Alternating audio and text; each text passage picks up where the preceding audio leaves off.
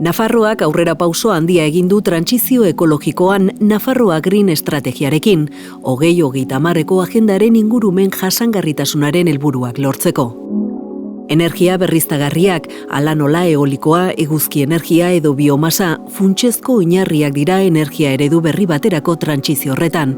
Eredu jasangarri bat, klima aldaketa leheneratzeko eta ingurumena zaintzeko gai izango dena.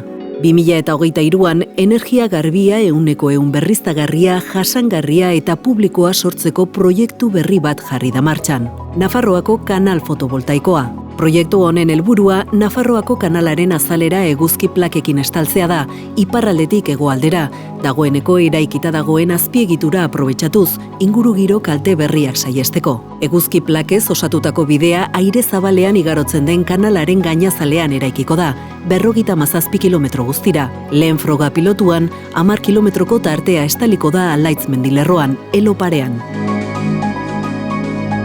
Tarte horrek 20 megabatio pikoko potentzia nominala sortuko du, etorkizunean sor daitekenaren 12%, eta horretaz gain lurrunketa bidez galtzen den uraren 130 aurreztea ere ekarriko du.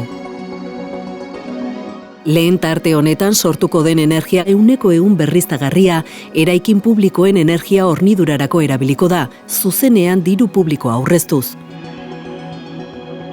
Kanal horrek 160 megabatioko potentzia nominala izan lezake, eta horrek bikoiztu egingo luke gaur egun Foru Erkidegoan instalatutako energia fotovoltaikoa.